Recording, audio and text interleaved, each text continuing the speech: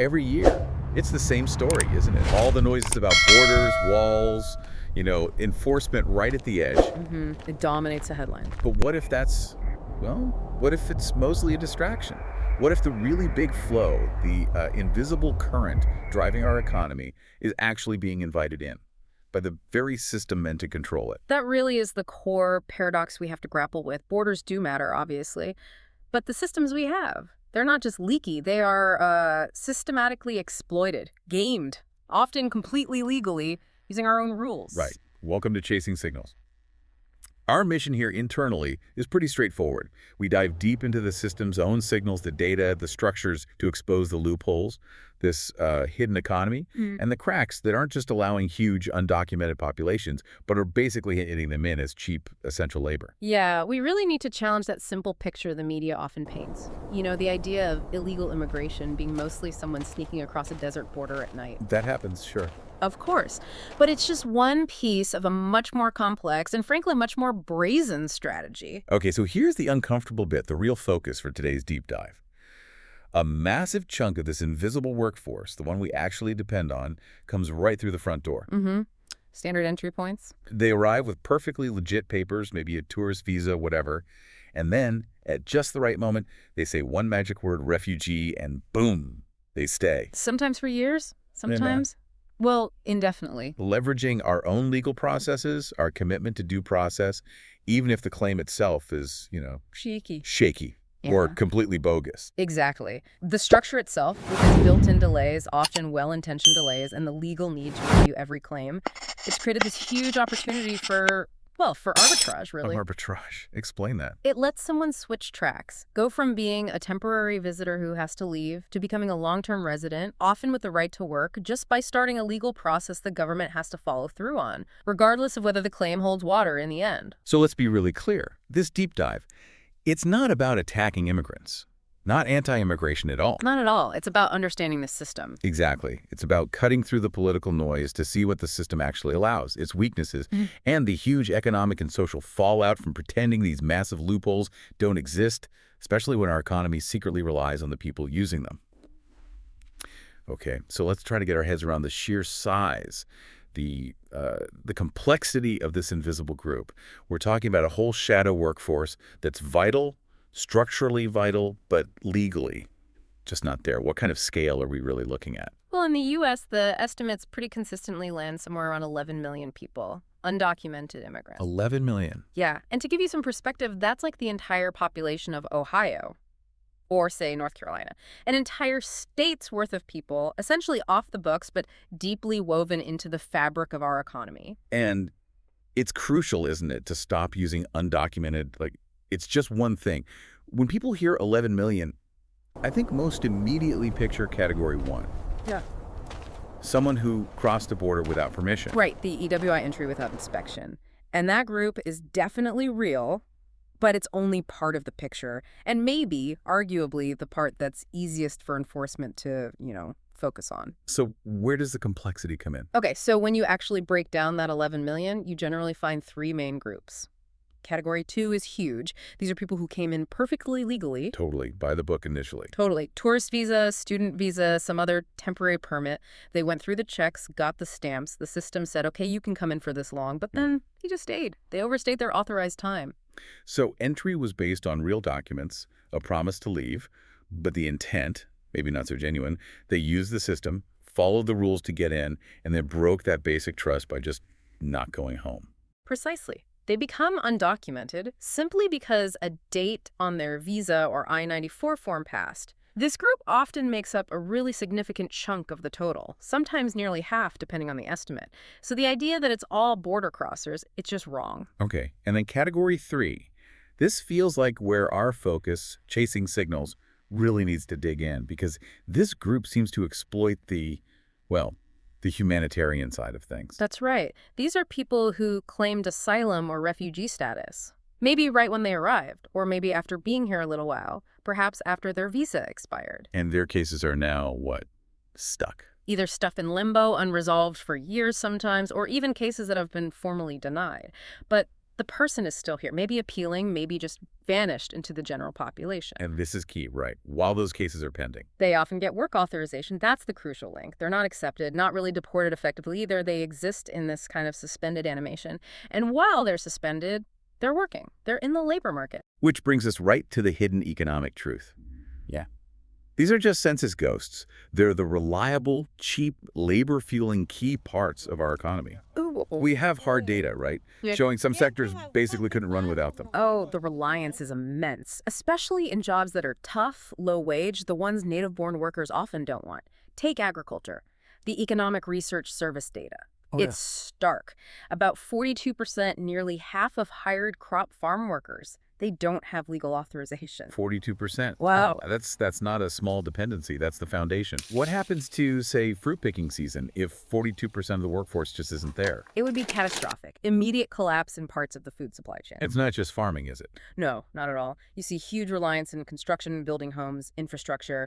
And think about hospitality and services, hotels, restaurants, cleaning services, elder care. The jobs that keep things running day to day. Exactly. Anecdotal reports, industry data, it all points the same way. These sectors basically signal their need for cheap, flexible labor through, let's be honest, often lax enforcement and just hiring people they suspect aren't authorized. So this really forces us to rethink the whole narrative, doesn't it? If almost half your farm labor is unauthorized, you're not talking about a border problem you can solve with a wall. No. You're talking about a fundamental feature of the labor market.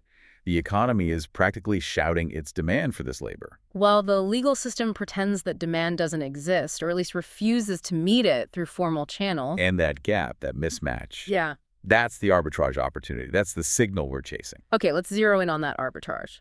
Specifically, Category 3, the asylum seekers.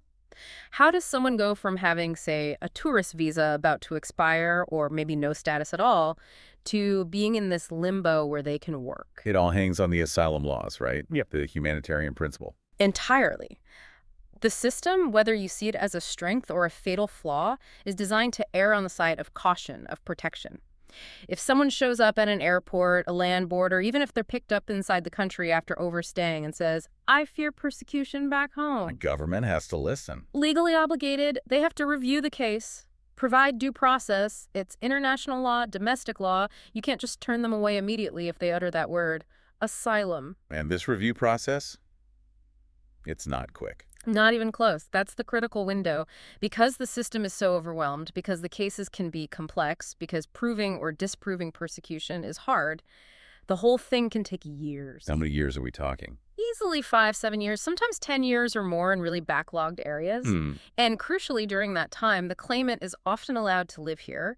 They usually get a work permit after a certain waiting period. So they can work legally while waiting for a decision that might take a decade. That's it. That multi-year waiting period is the opportunity.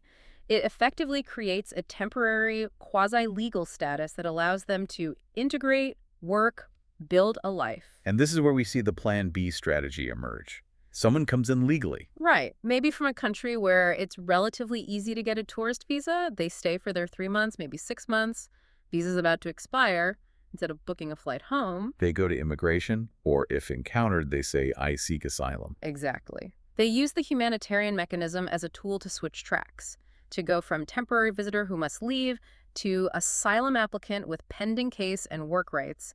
It completely bypasses the normal immigration queues, the family visas, the work visas that can take many, many years and have strict requirements. And the system struggles to verify these claims, right? The subjectivity issue. It's incredibly difficult. How do you definitively prove or disprove someone's fear? If someone says, "I was threatened by a political faction in my village," or "my tribe faces discrimination," or "I fear violence because of my religion," How do you verify that from thousands of miles away, maybe years after the supposed event? you often can't.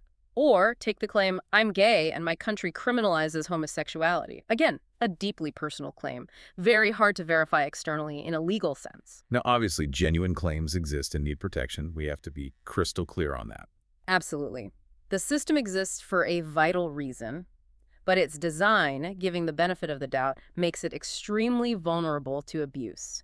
to stories that are exaggerated, maybe even completely fabricated, just to trigger that years-long process and get the work permit. The protection mandate gets weaponized into an immigration tactic. And you see signals of this, clear signals, when you look at where the claims are coming from. We see huge spikes in asylum claims from countries in, say, Africa or South America that international human rights groups and government data classify as relatively stable. Not active war zones, not dictatorships with widespread, documented persecution of specific groups. Right, compared to places where persecution is systematic and undeniable. When claims spike from countries generally considered safe-ish, it raises a big red flag. It suggests the asylum system is being used more as an immigration pathway, a route to a work permit and staying long-term, than purely as an escape from immediate provable danger. So let's state it plainly. If someone gets in or gets to stay by knowingly making a false claim or by lying to get the initial visa with the intent to overstay and claim asylum later, they've exploited the system. Yeah. They are effectively an illegal immigrant who used a legal loophole fraudulently. And the outcomes kind of bear this out. A significant number of these claims are eventually denied once they finally get adjudicated years down the line. But do the people leave then? Often, no. The rejection starts another process, appeals, legal challenges, or, quite commonly, the person just disappears. They melt back into the undocumented population. They've already been here 5, 7, 10 years. They have roots, a job. So even a denial doesn't necessarily mean removal. Not quickly, and often not at all. Deportation is expensive, complex, requires cooperation from the home country. So this limbo state, it just gets extended. They remain part of that invisible workforce that came through the front door, used the system, and stayed. Okay, this leads to something else, doesn't it? A kind of unspoken tension. A moral conflict, almost, within immigrant communities themselves, between those who follow the long, hard legal path and those perceived as finding a shortcut. Oh, it's a huge source of friction, a really deep sociological fracture. Think about the person who did everything right. Waited years overseas, maybe separated from family. Exactly. Waited 8, 10, maybe 15 years for their green card slot, whether through family sponsorship or a skilled worker visa or the diversity lottery. They paid thousands in fees. Lawyers' fees, government fees. Language tests, background checks. Multiple rounds of interviews, tons of paperwork, navigating a bureaucratic maze, all to earn their legal status. It's a massive investment of time, money, and emotional energy. A huge sacrifice. They're the ones who play by the rules the government laid out. And then they see someone else. Someone else arrive, maybe on that tourist visa, claim asylum based on a story that's hard to disprove. I fear political problems back home. And suddenly, within months, that person has a work permit. While the rule follower is maybe still waiting years into their own application process through the official channels. You can imagine the resentment. It feels like line jumping. It feels like the system is rewarding people who bend or break the rules, especially using this asylum plan B. It must feel like it devalues their own struggle, their own adherence to the law. Deeply. There's this painful sense that the hard-won status they achieved is somehow cheapened when these loopholes are so visible, so seemingly easy to exploit by comparison. And this isn't just, hurt feelings. The sources suggest this creates real divisions, right? It makes it harder for immigrant groups to advocate together for reforms. Absolutely. How do you build a unified front for, say, comprehensive immigration reform when one group feels another group basically cheated the system that they navigated legally? It pits people against each other based on how they got here and how fair they perceive the process to be. So if the system we've built effectively rewards exploiting loopholes faster than following the long legal path, the signal we're sending is that the rules don't really matter that much. It creates a really perverse incentive, doesn't it? When the official way is slow, expensive, and uncertain, and the loophole seems faster and offers immediate benefits like a work permit. You're almost encouraging people to try the loophole. It undermines the whole moral basis of the legal immigration process. It turns what should be transparent and rule-based into something that feels arbitrary, unfair, and emotionally charged for those who tried to do it the right way. Okay, let's shift gears a bit, away from the legal process and the resentments and straight into the hard economics. Because we have to be really clear here. Immigrants, whatever their status, they aren't primarily coming for handouts. They're not charity cases. No, absolutely not. They are fundamentally economic actors. They're responding to a very clear, very strong demand signal from our economy. A demand for labor that the native-born workforce is either unable or, frankly, unwilling to meet. Especially for certain kinds of jobs. Exactly. Particularly the lower skilled, physically demanding, often lower paid jobs, the ones that are just hard to fill consistently. Let's get specific about those sectors again. Agriculture, farming, food production. You said 42% unauthorized? That dependency sounds almost total. In many parts of the sector, it really is. Think about harvesting delicate fruits and vegetables, working in meatpacking plants. It's seasonal, the pay isn't great, it's incredibly hard physical labor, often in difficult conditions. Work that, let's face it, many Americans just don't want to do anymore, especially at the wages offered. That's the reality. So that 22% isn't just a statistic. It represents a critical vulnerability in our food supply chain. Take away that labor, authorized or not, and you see immediate shortages and price spikes at the grocery store. Okay, then construction and infrastructure. Yeah. Building our houses, our roads, same story. Every major city relies on a constant stream of labor for construction. Roofers, framers, drywall installers, concrete workers, general laborers. These are tough, often dangerous jobs. And often cyclical, right? Boom and bust. Very much so. And the data, the industry reports, they all show a heavy reliance on immigrant labor, including a significant undocumented workforce, particularly in residential construction and trades like masonry or finishing.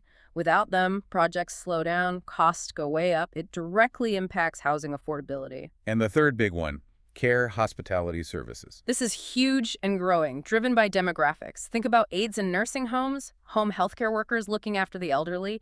Think about cleaning staff in hotels and offices, cooks and dishwashers in restaurants, landscapers, domestic workers. The jobs that rely on human touch, often with tight margins. Precisely. As our population ages, we need more care workers. But fewer young, native-born people are going into these fields, especially given the pay and the demands. So immigrant workers, including many undocumented, are filling that essential gap. Employers in these sectors often operate on thin margins and rely on this labor pool to stay afloat. And this ties directly into the bigger picture of our society, doesn't it? We have an aging population, lower birth rates. Right. We need more people providing services, especially care, but we have fewer younger people entering the workforce overall, and the younger people we do have are often more educated, looking for different kinds of jobs than hard, physical, lower-wage labor. So these workers aren't just taking jobs. They're filling gaps that our own society is creating through demographic shifts and economic choices about wages. Exactly. They're not coming primarily for welfare. That's largely a political myth. They're coming because there's work. They're responding to economic demand. And they contribute beyond just their labor. Absolutely. Well, they're consumers too. They rent apartments, they buy groceries, clothes, cars, they pay taxes, sales taxes, property taxes indirectly through rent, and many even pay income taxes using ITI numbers. So they drive demand and contribute revenue. Yes, and they fill those critical population gaps that keep the whole economic machine from grinding to a halt in an aging society. They are, in a very real sense, essential. Okay, if they're so essential, so needed, why the constant political push to deny them legal status, to keep them in the shadows? This seems counterproductive. Well, this is where the economics gets darker. Yeah. That vulnerability, their lack of legal status, it's not just a problem for them. For some employers, it's actually an asset. An asset. How? It creates that structural arbitrage we talked about. Numerous studies, lots of data confirm this. Undocumented workers consistently earn less, on average, than legal residents or native-born workers doing the exact same job. It's not just a perception, it's a measured reality. Yes, a persistent wage gap. It's not an accident. It's a direct consequence of their precarious legal situation. Do we have, like, a number on that, a concrete example? Yeah, the source material we looked at gave a really stark one from construction. U.S.-born construction workers, on average, make about $3.12 more per hour than undocumented workers doing the same kind of labor. $3.12 an hour for the same work. Exactly. Now, think about what that means for an employer. Multiply that $3.12 by, say, 40 hours a week, 50 weeks a year. It's over $6,000 per worker per year. Right. Significant savings for the business owner, straight to the bottom line. That wage difference is the economic incentive. It's why the demand for unauthorized labor persists, regardless of laws or political rhetoric. It's cheaper. So why does this gap exist? What allows employers to pay less? It boils down to vulnerability, power dynamics. An undocumented worker has far fewer rights, practically speaking. They have almost no bargaining power. Because complaining could mean deportation. Precisely. Their status is the ultimate negotiation killer. If an employer underpays them, refuses overtime, violates safety rules, or just decides not to pay them at all, what can the worker do? Not much. Reporting it is incredibly risky. Exactly. Going to the authorities, like the Department of Labor, could mean exposing their own lack of status. So they're often forced to accept lower wages, poorer conditions, and wage theft simply because they have no safe recourse. This structural leverage is where the employer's cost saving comes from. So this isn't just a small difference. It's a major loss for the workers, accumulating over time. A huge loss. That $3.12 an hour, or whatever the gap is in a given sector, compounds massively. Thousands of dollars a year per worker.